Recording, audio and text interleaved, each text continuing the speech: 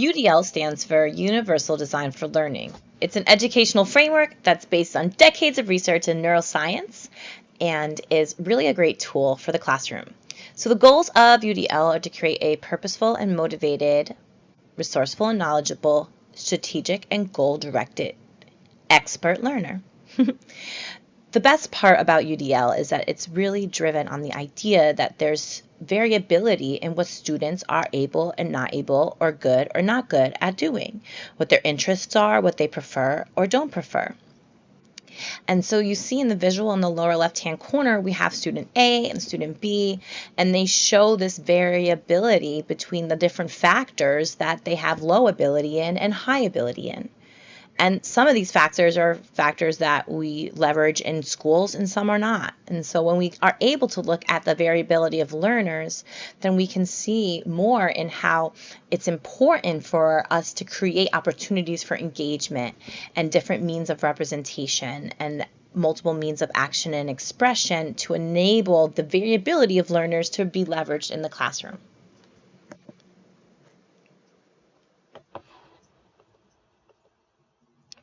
So in traditional classrooms, there's a one-size-fits-all approach to learning where there's really only one way to complete assignment. The teacher decides how the materials are taught, and the classroom kind of has a fixed setup sometimes. There may even be one way to assess student progress, and grades are really the only way to measure performance.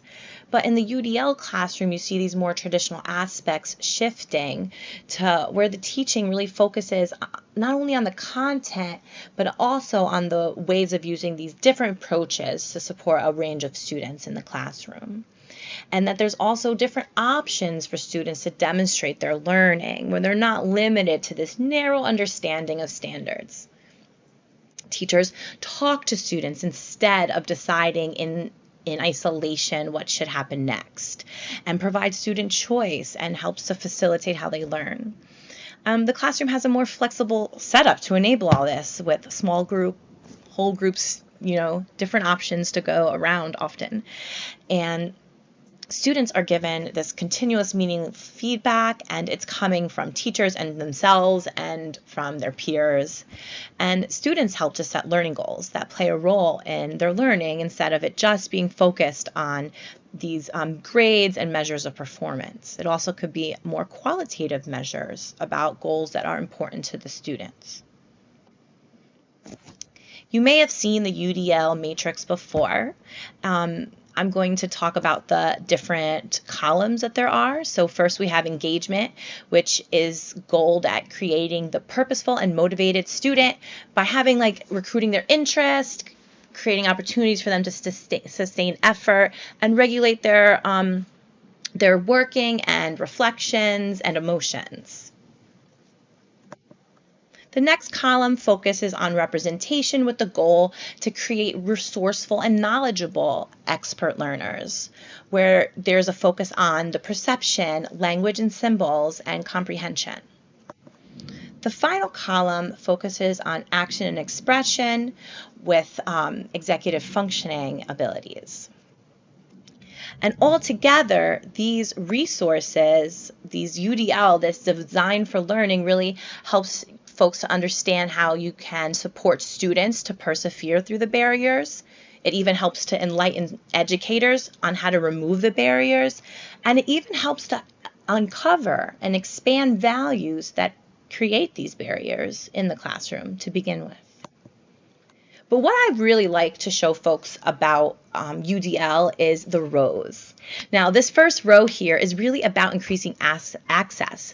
And when we look at this first row throughout the three dimensions of engagement, representation, and action and expression, I really urge folks to think about what ways are these learning environments shaped by the students' interests, identities, and abilities within the action, perception, interest that's within the access row. The next row is about effort and persistence, which is really important, so across the dimensions.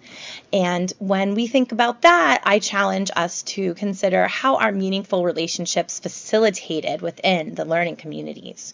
How are students leveraging each other their families and their own community to sustain their effort, enable them to use their language and symbols to understand what they're learning, and express and communicate in ways that are really driven by the relationships that they have with people in their learning community and outside in the larger community where they live. Finally, we have the internalize row, which is on opportunities for students to take agency. And when we're looking at self-regulation and comprehension and executive functions, I challenge us to think about what role do students play to guide the learning and the goals that we're working towards. Are the students picking goals that are aligned to their desires and what they want to be and the kind of problems that they want to solve? A great way to learn more is to go to the UDL website.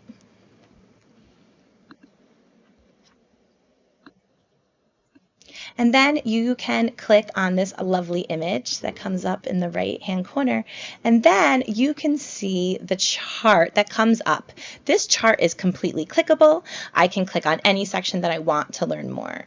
So let's say I'm doing an informal assessment of my own, and I'm thinking about ways that I offer choice or relevant value and authenticity and minimize distractions. And I might think, well, maybe I need to optimize relevance, value, and authenticity a bit more. It just doesn't necessarily have to be a self-reflection. You can also think about the ways you can ask students about their experiences in these areas.